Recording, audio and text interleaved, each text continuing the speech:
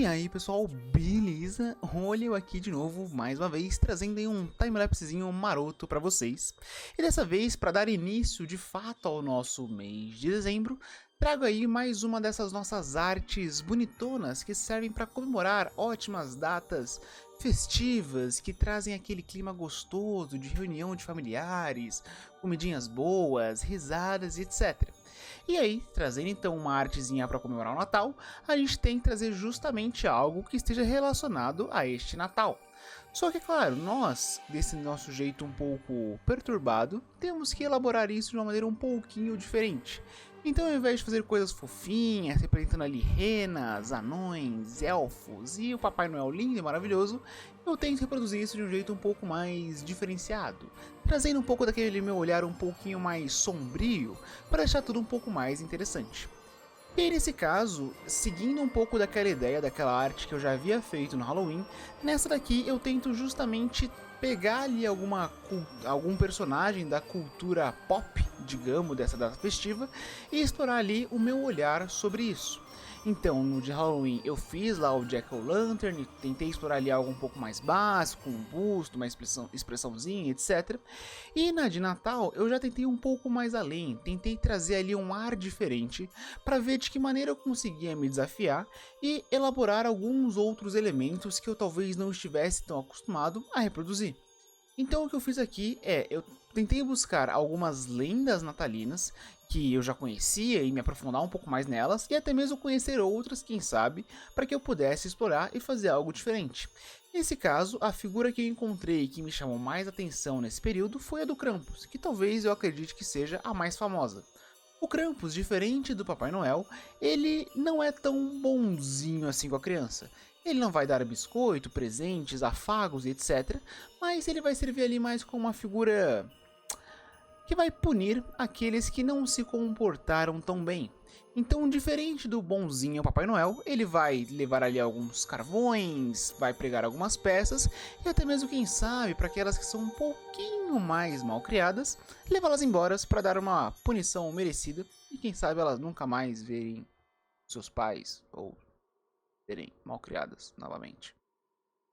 Independente. Bom, eu queria representar essa figura maravilhosa e muito carinhosa e totalmente da família, que é o Krampus. E aí nisso eu fui ali um pouco mais atrás das lendas, né, e de ver ali como foram representadas esse personagem ao longo do tempo, em várias culturas diferentes, quais eram ali as suas características, o seu modus operandi, e pensando nisso, como que eu poderia alinhar tudo isso numa única cena, onde eu explorasse um pouco mais do que somente um busto, e ainda assim conseguisse ali passar uma ideia legal do personagem,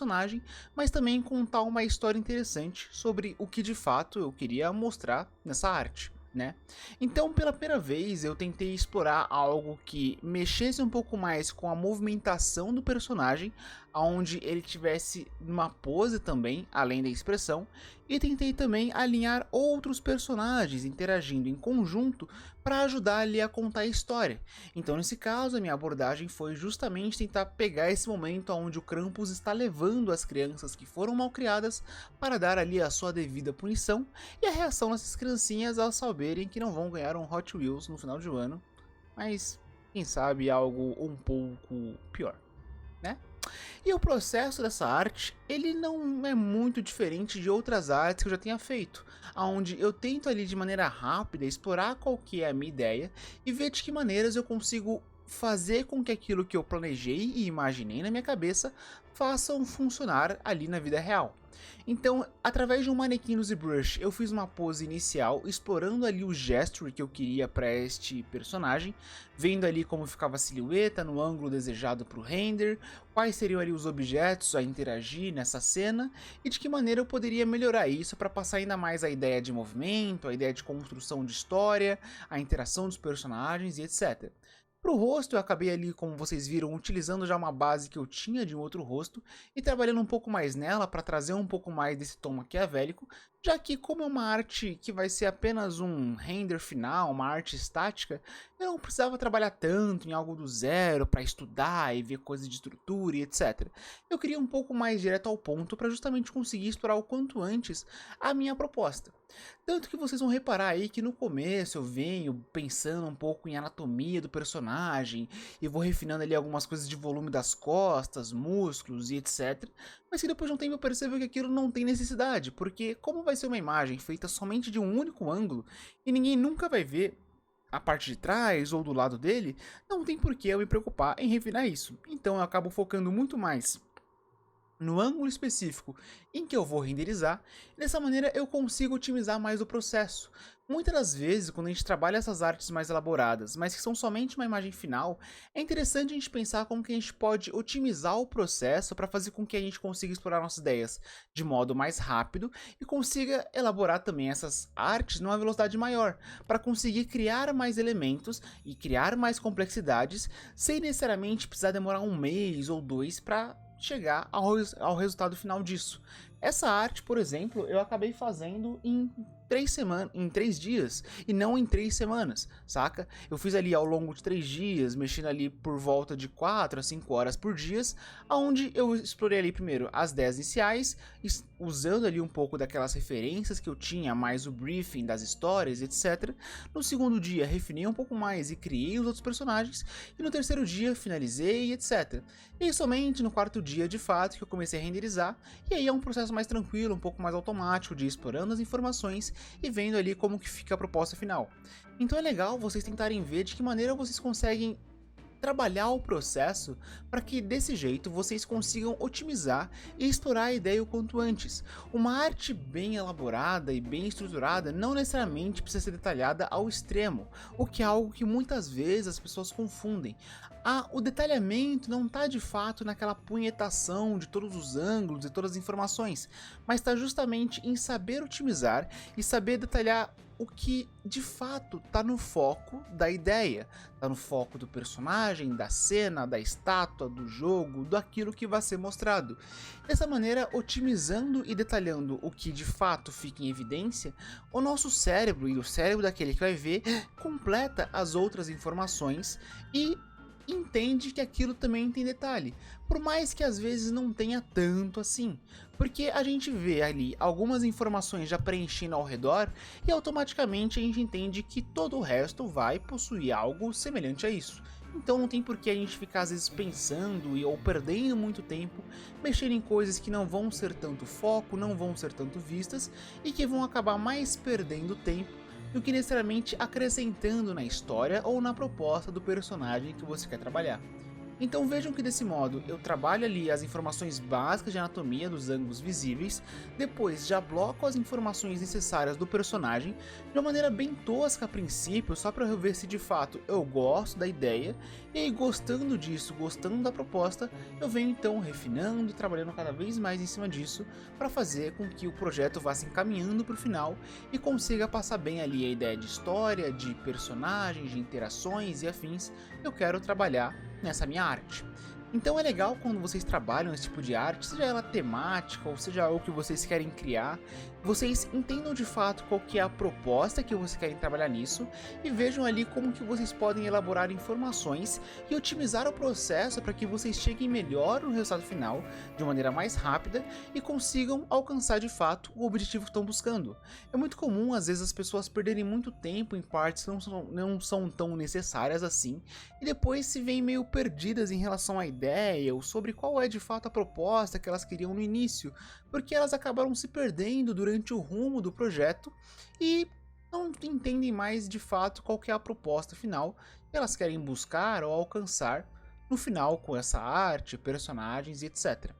Então o processo aqui ele se repete como um todo durante todo o personagem, onde eu vou cada vez mais elaborando essas blocagens, refinando elas, trabalhando em mais informações, para de pouco em pouco chegando cada vez mais no objetivo final e entendendo melhor como eu posso trabalhar em cima desse personagem.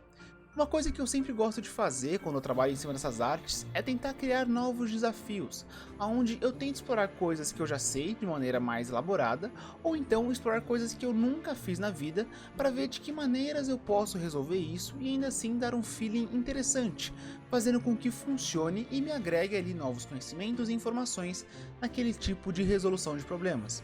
Nesse caso, o problema que eu queria principalmente abordar, além da complexidade do personagem, interações, história, movimento, etc., era a questão dos pelos. Eu queria entender como que eu poderia fazer ali os pelos para uma arte final dessa, mas que ainda assim ficassem legais, né? Que passassem ali a ideia de uma maneira interessante e que coubessem bem dentro da proposta de render, sem que a arte como um todo ficasse muito realista e os pelos ficassem com muita cara de algo 3D, estilizado, ou que não passasse tanto a ideia. Então vocês vão ver aí que durante o processo eu tento fazer várias abordagens diferentes, primeiro mexendo com o Dynamesh, depois colocando algumas bases, depois tentando interagir ali um pouco melhor uma das duas, mas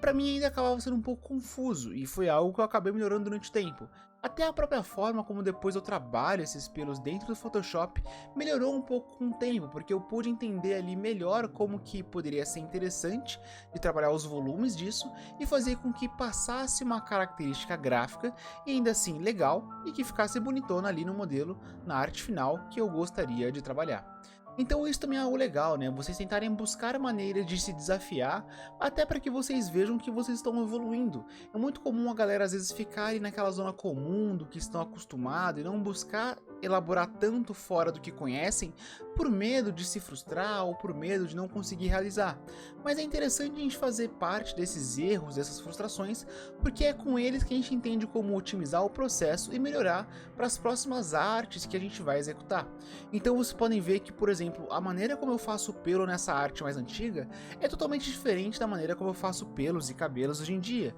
como vocês podem ter visto lá na arte do Frankenstein, que eu produzi um tempo atrás, ou até mesmo em outras. Porque dessa maneira eu entendo ali o que eu sei que não funcionou tão bem quando eu fiz nessa arte, e tento então explorar novos desafios e novas maneiras diferentes de elaborar esses pelos ou outras informações para otimizar o processo e conseguir um resultado até mesmo melhor.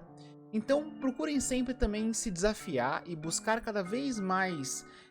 elementos para se trabalhar e criar ali desafios próprios para que vocês entendam de fato como funciona a sua evolução e como você pode às vezes buscar em outras fontes, perguntar para outras pessoas e entender jeitos de deixar o processo cada vez mais interessante e a sua arte final cada vez mais bonita. Então esse é um pouquinho do que eu queria falar a respeito dessas artes. Ao longo desse mês vamos ter aí algumas outras, junto, é claro, da nova arte que iremos produzir durante este mês, para mostrar aí a vocês como foi um pouco dessa minha evolução sobre essas artes e como eu exploro cada vez mais esses novos desafios de maneiras diferentes. Então fiquem aí com o restinho de processo, espero que tenham gostado, espero que isso aqui tenha ajudado um pouquinho mais, e nos vemos então no próximo timelapse, neste mesmo canal, neste mesmo meio de transmissão de vídeo, com esta mesma voz sedosa de Danny Boy. Então vejam aí como ficou o resultado final, e é isso, nos vemos na próxima. Valeu e falou!